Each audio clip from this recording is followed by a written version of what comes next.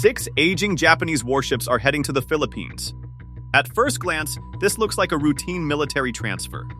In reality, it may prove to be one of the most significant geopolitical developments in the Western Pacific in years.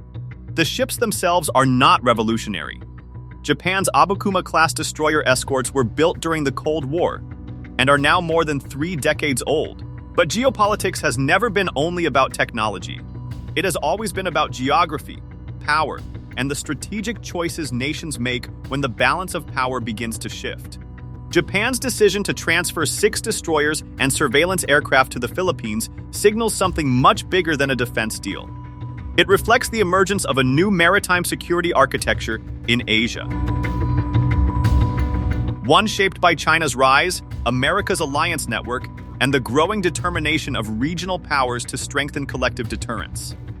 History shows that new regional orders rarely begin with dramatic announcements. They emerge gradually through military partnerships, strategic agreements, and sometimes through the transfer of a few aging warships. To understand why these 6 destroyers matter, we must first understand the geography that has always shaped the struggle for power in Asia. To understand why Japan is transferring destroyers, considering missile exports, and expanding military cooperation with the Philippines, we must first understand one of the most important geographical realities in modern geopolitics: the First Island Chain. Stretching from Japan through the Ryukyu Islands, Taiwan, the Philippines, and into the South China Sea, the First Island Chain forms a natural maritime barrier separating continental Asia from the wider Pacific Ocean. For centuries, these islands have controlled access to some of the world's most strategically important waters. In geopolitical terms, the First Island Chain functions much like Britain's control of the English Channel during the Age of Empire or America's dominance of the Caribbean in the 19th century. Whoever controls these maritime choke points possesses enormous strategic leverage. This is precisely why the First Island Chain occupies such a central place in contemporary great power competition. For China, the island chain represents a strategic constraint. Chinese military planners have long argued that it limits China's ability to project naval power freely into the Western Pacific. From Beijing's perspective, the growing military cooperation among Japan, the Philippines, and the United States increasingly resembles a form of strategic encirclement. For the United States and its allies, however, the First Island Chain serves a very different purpose. It is viewed not as a tool of containment, but as the foundation of regional deterrence and strategic stability. The recent deployment of Japan's Type 88 anti-ship missiles during joint exercises with American, Australian, and Philippine forces demonstrates how this geographic concept is now being translated into military reality. And nowhere along this vast maritime frontier is becoming more strategically important than the Philippine archipelago.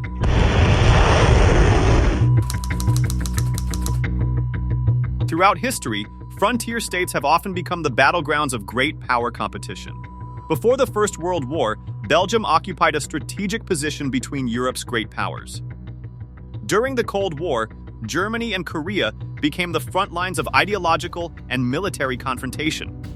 Poland, situated between East and West, repeatedly found itself at the center of Europe's geopolitical struggles. Today, a similar transformation is occurring in the Indo-Pacific. For much of the post-Cold War period, the Philippines was viewed as a peripheral Southeast Asian state. That perception is rapidly changing. Geography once again is reshaping strategic realities. The Philippine archipelago occupies one of the most important positions in the Indo-Pacific. It sits astride the South China Sea, controls critical approaches to Taiwan, guards access routes between the Pacific Ocean and continental Asia, and forms the southern anchor of the First Island Chain. Few countries possess such strategic geography. This reality has become increasingly apparent as competition between China and the United States intensifies. Washington has expanded military access to Philippine bases under the Enhanced Defense Cooperation Agreement. Joint military exercises have grown larger and more sophisticated. Meanwhile, Japan has accelerated defense cooperation with Manila through radar transfers, intelligence sharing, military exercises, surveillance aircraft, and now the proposed transfer of 6 Abukuma-class destroyer escorts. Philippine military leaders increasingly recognize this strategic shift.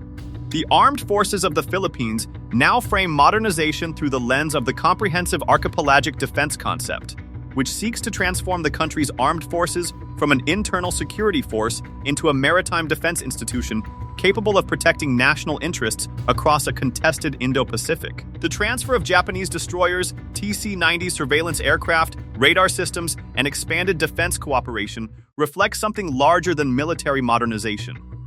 It reflects the emergence of the Philippines as a frontline maritime power and a critical strategic partner in the evolving security architecture of Asia. In many ways, the Philippines is no longer on the periphery of Indo-Pacific geopolitics. It is rapidly becoming one of its central arenas. But if the strategic transformation of the Philippines is remarkable, the transformation occurring in Japan may be even more significant. The most important story in Asia today may not be China's rise. It may be Japan's return. For nearly 80 years after the Second World War, Japan pursued a fundamentally different path from most great powers. Tokyo avoided military exports. It limited its strategic ambitions. It relied heavily on the United States for its security while focusing its national energy on economic growth and technological development. Japan became one of the world's greatest commercial powers, but deliberately avoided becoming a traditional geopolitical power. That era is ending. Over the past several years, Japan has undertaken the most significant transformation of its security policy since 1945. Tokyo has relaxed decades-old restrictions on defense exports. It has signed military access agreements with regional partners.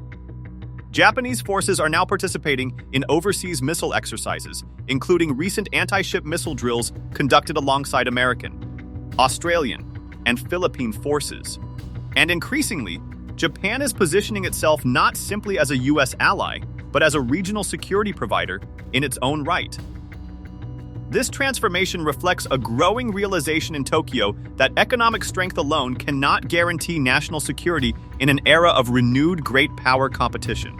In some ways, modern Japan resembles Britain after the Napoleonic Wars, a maritime trading power that gradually rediscovered that prosperity ultimately depends on maintaining a favorable balance of power. The transfer of Abukuma-class destroyers to the Philippines is therefore about far more than military hardware. These ships symbolize the gradual end of Japan's post-war strategic restraint and the emergence of a Japan that is increasingly willing to shape the regional security environment rather than simply adapt to it. For decades, Japan sought security through restraint. Today, Japan seeks security through strategic engagement. Yet these ships are not ultimately about Japan or the Philippines alone. They are about China.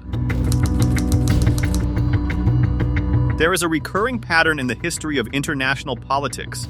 Great powers often create the coalitions that eventually emerge to balance them. This is one of the central insights of classical realism.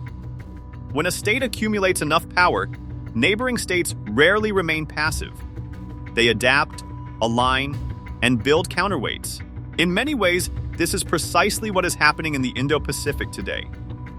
China's extraordinary economic and military rise has transformed Asia's strategic landscape. But it has also accelerated the formation of new security partnerships across the region. The growing strategic cooperation between Japan and the Philippines, the expansion of U.S. Japan-Philippines trilateral coordination, Australia's increasing military engagement in Southeast Asia, and the growing presence of European naval forces in the Indo-Pacific all reflect the same underlying geopolitical reality. The transfer of Japanese destroyers to the Philippines is not an isolated event. It is part of a much larger process of strategic balancing. History offers several parallels. Before the First World War, Imperial Germany's rapid rise encouraged the formation of balancing coalitions across Europe. During the Cold War, Soviet expansion produced an increasingly integrated alliance system designed to contain Soviet influence. In both cases, the challenge for the rising power was not simply the military capabilities of its principal rival, but the gradual emergence of a broader coalition of states sharing similar strategic concerns. China may be facing a similar dilemma. Beijing's greatest challenge in the coming decades may not be American military power alone. Rather, it may be the growing alignment of regional states that increasingly view collective security cooperation as necessary for preserving the balance of power in Asia. The deepening strategic relationship between Japan and the Philippines illustrates this trend. Their cooperation now extends beyond diplomacy to intelligence sharing, military exercises, defense technology transfers, reciprocal access agreements, and increasingly, integrated deterrence planning. Ironically, the stronger China becomes, the more incentives its neighbors have to cooperate with one another. And yet, this emerging coalition is not taking the form that many analysts once expected. The emerging security architecture of the Indo-Pacific differs fundamentally from the alliance systems that shaped 20th century Europe. Europe built its security around large, formal alliances. NATO became the central institution responsible for collective defense. Asia, however, is developing a very different model. What is emerging in the Indo-Pacific can best be described as networked deterrence.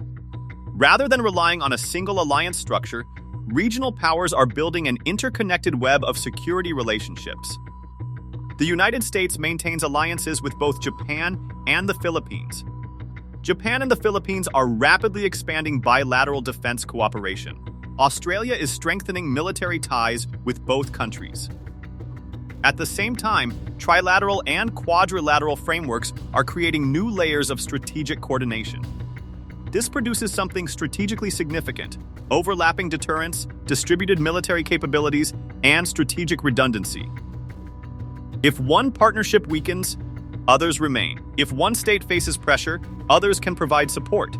The result is not a rigid alliance bloc, but a flexible and resilient security network. History offers an important parallel. Before the First World War, Britain maintained the European balance of power not through a single alliance, but through multiple overlapping partnerships and strategic understandings. No single relationship preserved stability. Rather, it was the collective weight of these interconnected arrangements that shaped the strategic environment. A similar pattern is beginning to emerge in the Indo-Pacific. The recent agreement between Tokyo and Manila to accelerate the transfer of Abukuma-class destroyers, expand TC-90 aircraft transfers, and pursue broader defense equipment cooperation illustrates how rapidly these networks are deepening. Japan's revised defense export policies are allowing military cooperation to evolve from diplomatic partnership into operational integration. For China, this creates a growing strategic challenge. Beijing is no longer confronting a series of isolated bilateral relationships. Instead, it increasingly faces an interconnected maritime ecosystem stretching across the First Island chain and beyond. This ecosystem is not designed to contain China completely. Rather, it is designed to ensure that no single power can dominate the maritime spaces of the Indo-Pacific. And that brings us back to the 6 ships themselves. At this point, a reasonable question emerges. If these ships are more than 30 years old, why do they matter so much? The answer is that military power is not measured solely by age or technological sophistication. It is measured by geography, mission, and strategic context. The Abukuma-class destroyer escorts were designed during the Cold War for precisely the kind of maritime environment that is re-emerging in the Western Pacific today. They are not large blue water destroyers designed to project power across oceans.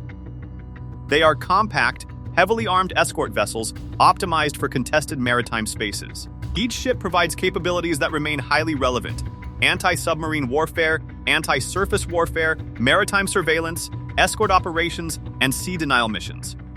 Equipped with Harpoon anti-ship missiles, anti-submarine rockets, torpedoes, sonar systems, electronic warfare suites, and close-in defensive weapons.